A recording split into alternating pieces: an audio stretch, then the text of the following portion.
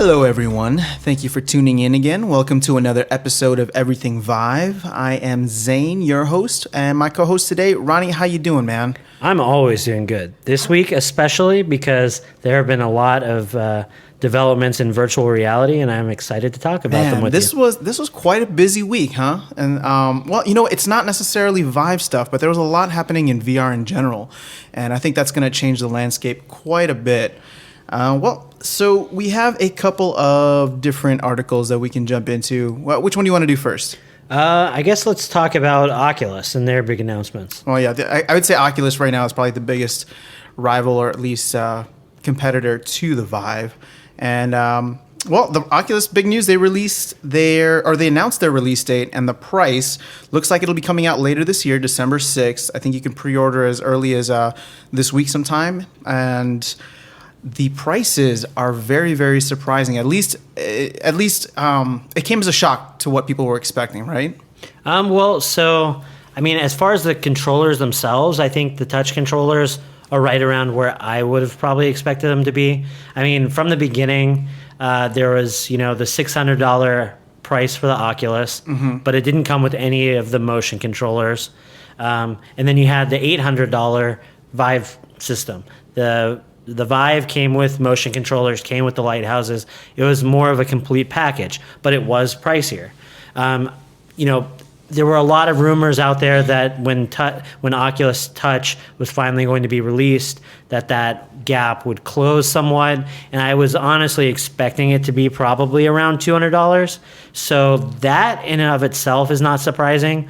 What surprised me was that they also, along with Oculus Touch, announced that Oculus will be selling a third sensor for about $80, and they're recommending 3 sensors rather than 2 if you want to do full room scale on the Oculus, which I wasn't expecting that. I mean, prior to this announcement, you would see developers and other people that had gotten their hands on the Oculus Touch put up some YouTube videos or mention something about, oh yeah, we can totally get room scale to work.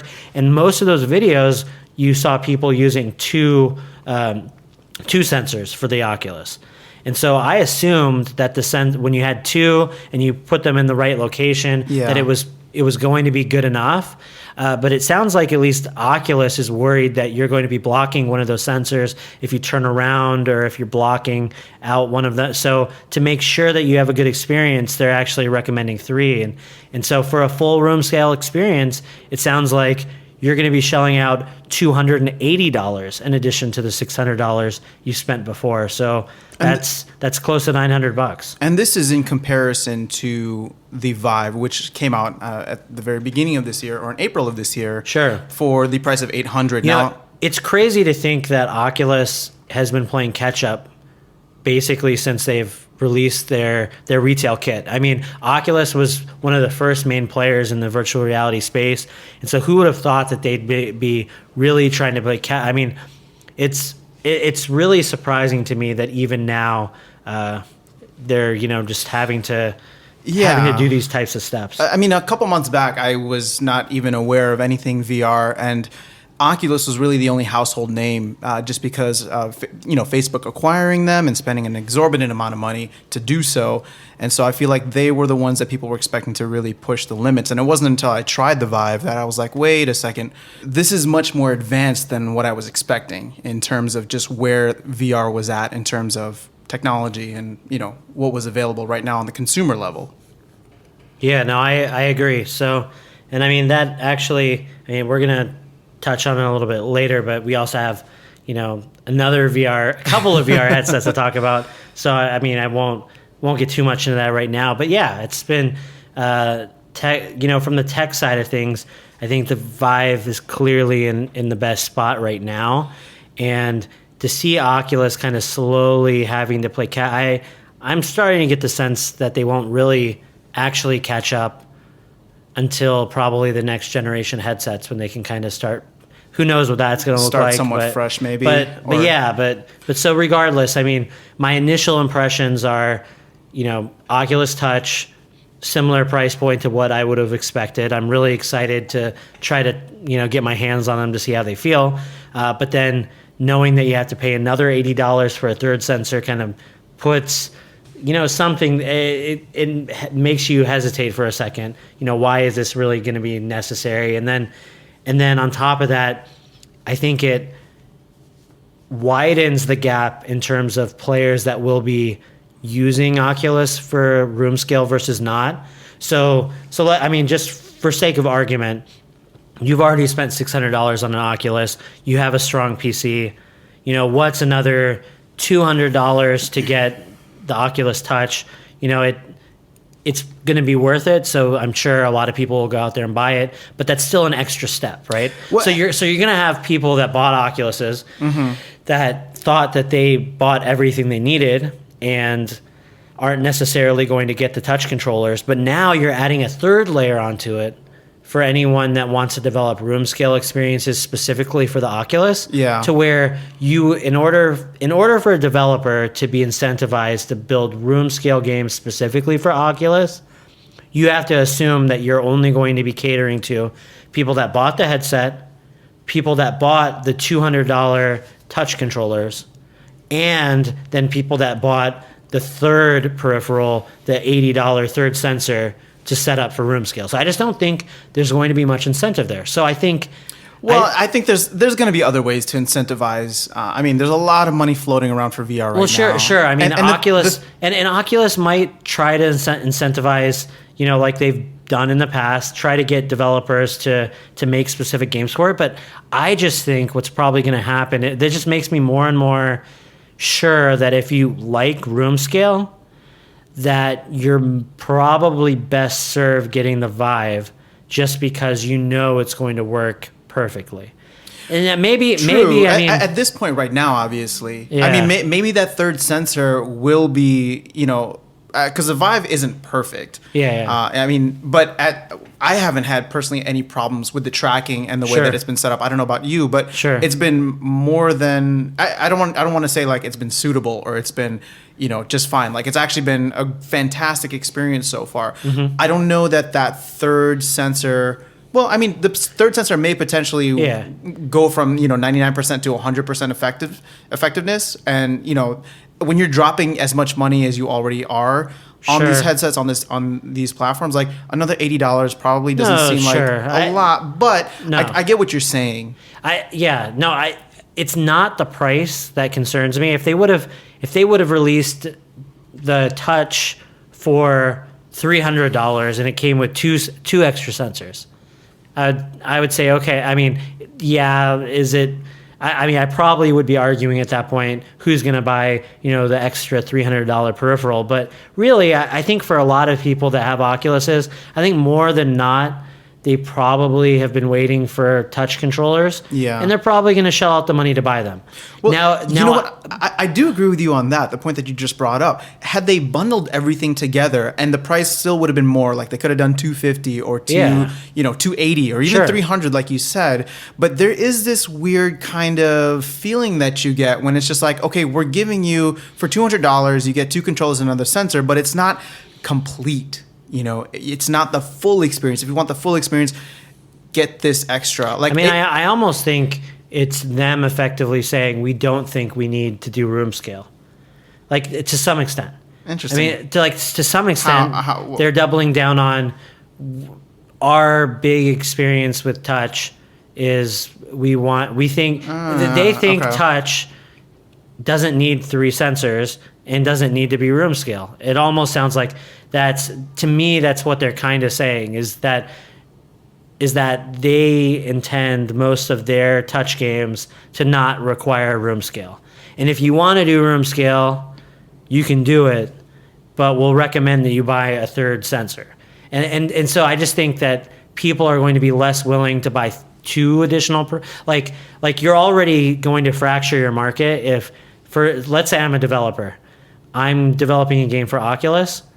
Everyone that has an Oculus can play my game, but if I want to only support touch controllers, now I'm only going to be able to sell my game to people with Oculus, an Oculus Rift, and the touch controllers.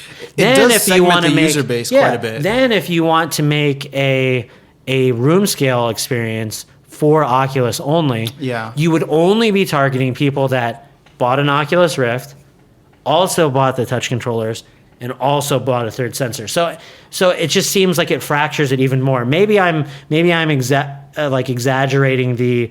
Maybe, they're only recommending 3, and technically you can do it with 2, and maybe Oculus will, advise you on where you need to set up your sensors in order to do it with 2 a little bit better. But that 3 is the perfect experience if you want to do room scale with Oculus. I don't know.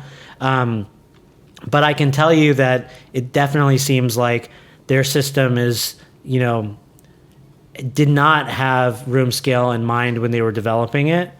And this is just further evidence of that. The more and more they require you to buy additional hardware. Yeah, I mean, there was an article that I came across where just kind of touching on where the Oculus Touch is and its release, and they were saying that HTC really kind of thought a little bit further ahead by knowing that room scale would eventually be where people want to go. And I mean, I understand that now.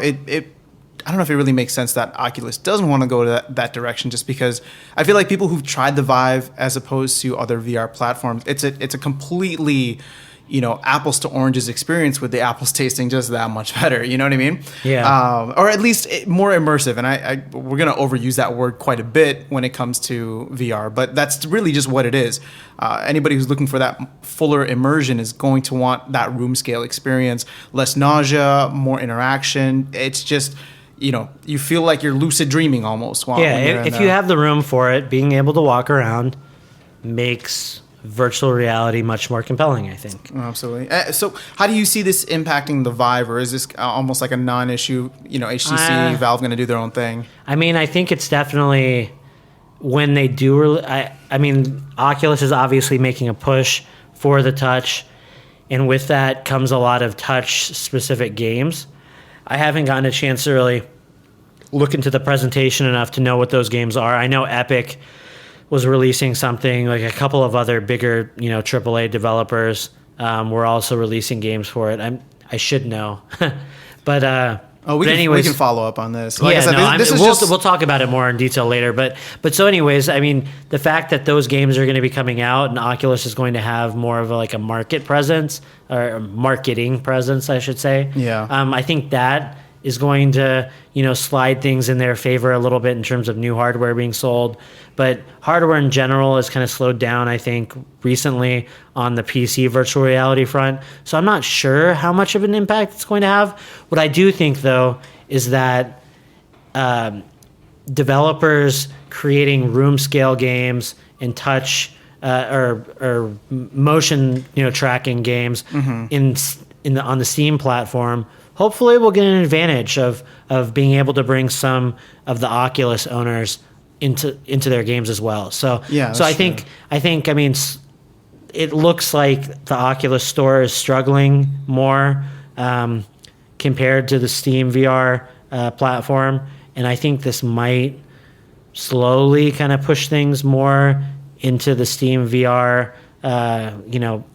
camp a little bit, because you're going to have more Oculus users hopefully using Steam a little bit more, but I don't really know. It's something that we're going to have to, I guess, wait and see. We'll be following this closely, obviously. So let's not dwell too much on that. There's quite a bit of other news to get to, and I want to make sure we hit it. So this upcoming week, if you're listening to this on the release date, October 13th, big date for PlayStation VR. It is coming out. It is here. It is on consoles, and it is touted as the savior, or let's just go with savior of VR. People really think that it's going to be what makes VR mainstream. And make or break virtual reality, at least for the near presence, I think. Mm-hmm. I mean, on a mainstream level, and I can't say that I disagree with it. I mean, the reasons given are the fact that the PlayStation, or gaming consoles, are much more widely distributed. Mm-hmm. The barrier to entry is much lower. I want to say there's about 45 million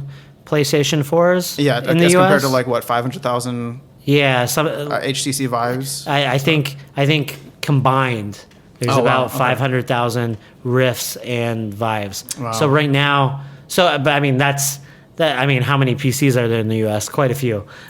So it's not. But yeah, I mean, just the install base of people playing games on the PlayStation format is obviously really high. So if you can get even a fraction of that, I mean, yeah, this is a huge. I definitely think it's a huge step forward for virtual reality to get a system working on a console. But yeah, as you were gonna say, it's while it has the potential to be a big mainstream hit, it also, I think, has its ups and downs. Well, and I mean, let's dive into that a little bit more, because I think you've done a little bit more research. Did you get a chance to try any demos? So I haven't tried the PlayStation VR yet, but I've definitely read a lot of people's impressions. The embargo went down, earlier this week, so a lot of people have been giving their reviews, prior to its release next week, and I mean, it's what I expected. Seeing people try the system out at past, E3s and that sort of thing. It looks like it's about 85% there, as far as you are going to be getting the high-end virtual reality experience at home with the PlayStation VR. Now, is it going to be as good of an experience as playing on the Oculus Rift or the Vive? It's not quite as high fidelity of an experience, but it's mostly there. And I think for a lot of people that haven't tried any of this stuff, or that have only tried, Google Cardboard or Gear VR, I think this is going to be a huge step forward. So I do think it is going to have the potential to impress people. I'm a little bit concerned, though, in terms of the chance that people are going to get frustrated with the system. And the reason I say that is because you heard this a lot from Oculus and from Valve before releasing the Rift and the Vive. For a lot of people, when they're going to first experience VR, you want that to be as seamless and as mind-blowing of an experience as possible. Mm-hmm. And I think as long as the PlayStation VR is working properly, people will get that experience. I think they'll be blown away by games like, the Batman VR experience that came out. That sounds very exciting. And a couple of, I've seen quite a few, Super Hypercube, I think, Thumper, Rez. There are some other games there too. I heard great things about the demo disc that comes with the PlayStation VR. So all those experiences are going to be really amazing. But the fact that Sony decided to use their old PlayStation Eye technology and the PlayStation Move technology for the tracking, does make me worried a little bit that not everyone is going to have that flawless experience. No, true. And the thing is, like, how many people have actually tried the full immersion on something like the Vive, or even where Oculus is at right now? So sometimes good enough is enough to get the ball rolling, and it's cheap. I think it is the price point. I haven't done all the this is just off the top of my head, but my understanding is that so let's say you already have a PlayStation 4. If you don't, a PlayStation 4, a current PlayStation, a current PlayStation 4 will set you back about $300, and the PlayStation VR by itself is $400, but the catch is you need to have the camera. Yeah, which is, I think, coming in for another 100, right? So something like that. By itself, I'm not sure. It's less than 100, but I remember seeing that you could buy a bundle for for $500. So essentially, it would come out to the same price as the Rift or the Vive. But that's with the PlayStation. Exactly. That's including the console. Otherwise, you'd still need a gaming computer for the other two. Yeah. So it's quite a bit. So basically for $900, the $500 plus, the $500, which would include the headset, the camera, and the controllers. Plus the $300 for the system, you're talking $800 to $900, I think. So that's not that's pretty cheap for having the whole. It's funny that we consider that cheap, but you're absolutely right. So that is good. That is actually amazing. Like I said, in context. So yes. hopefully it everyone has great experiences with it. Like I said, I heard some mixed things about how the camera was detecting the sensors. Yeah. And that some people, they didn't have any problems, zero problems. Other people, because the camera basically senses everything based on the light. It's Gotcha. not an Okay. infrared camera, like it's not an infrared sensor like the Rift. It's not laser based like the Vive. It's literally a camera picking up lights on the outside of the visor and the motion controller. So there's a lot of factors that can go into, the motion detection kind of going wrong and wonky. And as we know, when an issue does come up in virtual reality, as they tend to do. But when it happens, it's like it not gets something you want to experience. Yeah, no, for sure. So, but anyway, but with that said, though, a lot of the games, I will say, I really, really, really hope that a lot of these games that aren't developed specifically by Sony are going to come to the Vive and Oculus in the future, because at some point, a lot of them sound so cool. Like I think Batman has like a limited exclusivity on Sony, which makes me think that it could eventually come to PC. I'm not sure.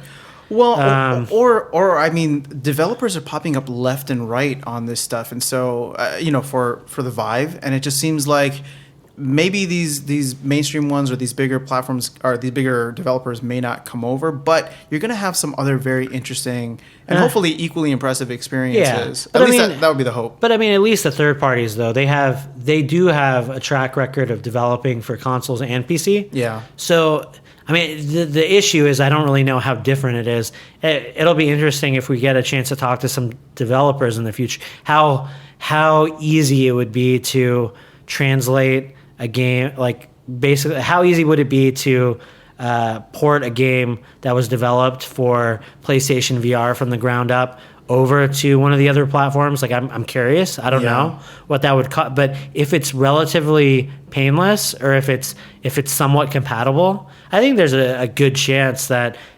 most third parties will want it to be on every platform, because I mean they want to recoup those costs. Yeah, the more, exactly. I mean, while it might be small, at least there's a couple 100,000 Vive owners and a couple thousand Oculus owners out there that would try to buy a Batman experience.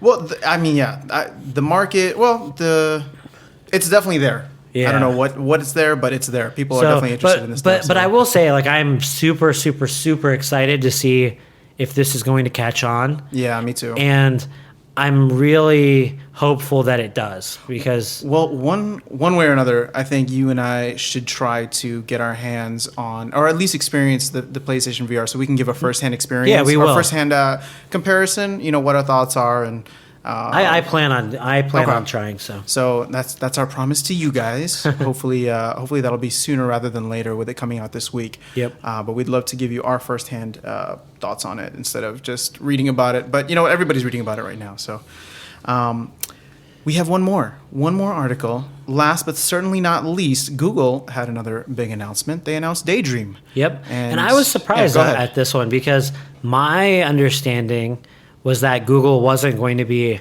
that they weren't going to release their own hardware as far as VR was concerned. I mean, everyone knows Cardboard, and at some point they started talking about Daydream, and I forget what the technology is, the inside out motion tracking technology that they have in it's another one of those like those female names, I think, that they like relate to the software. I don't remember what it is, but basically, whatever. It doesn't matter. I could be completely wrong, but okay. I mean, basically, they talked about the technology that they wanted to incorporate into future phones, but that would do inside out tracking, meaning the phone or device itself can track itself in space without requiring sensors. Interesting. Okay. So anyway, so I knew that stuff was going on, but then there was an announcement that Google made where it almost sounded like they weren't going to do any of this stuff, so it sounded to me like they were mainly going to develop software and encourage other people to make it. But yeah, they announced that they're going to be releasing their own headset, and it looks pretty snazzy. It's all felt covered and such.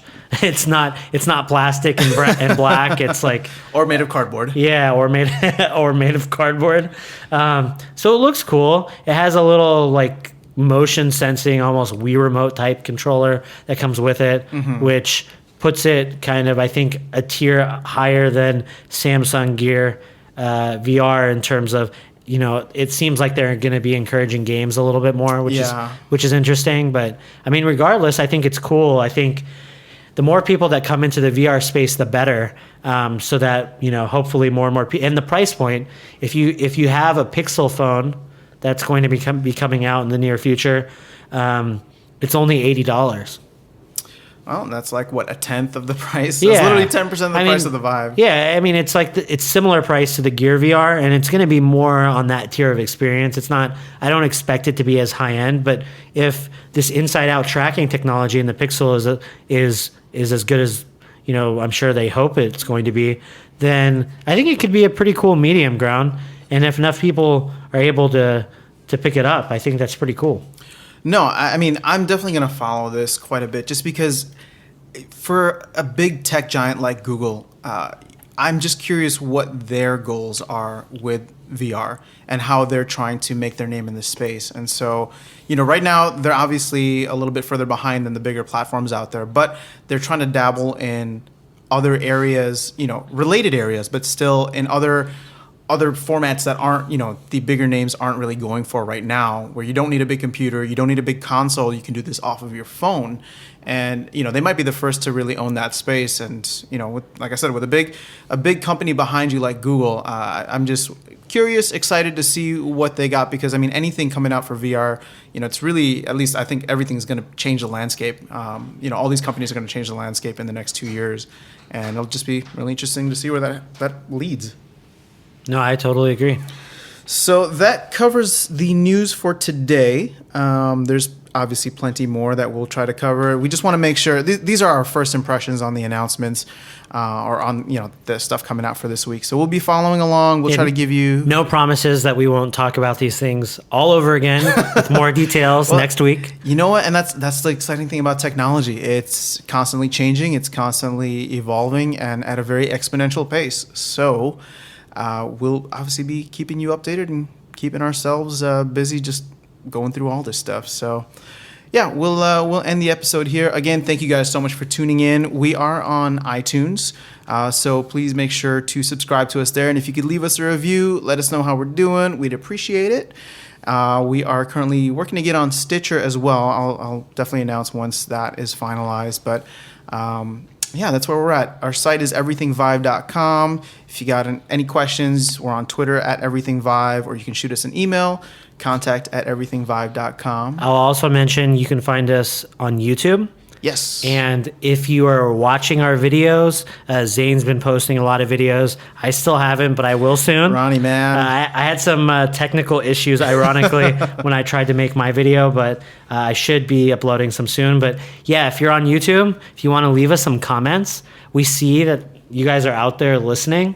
We haven't gotten any feedback yet, so it would be amazing if you could, put some likes, talk to us in the comments. We'd love to answer any questions you might have about anything. So keep that in mind. We've gotten some feedback. I mean, like Ryan was saying, it's just we love talking about this stuff. So our main goal with this podcast was just to connect with other like-minded individuals and other enthusiasts who are just trying to really find their way in the VR space. So if that's you, come talk to us. We are always here and always excited to chat. So with that, I will sign off. We will sign off, and we will talk to you guys all really soon. Take care and have a great week.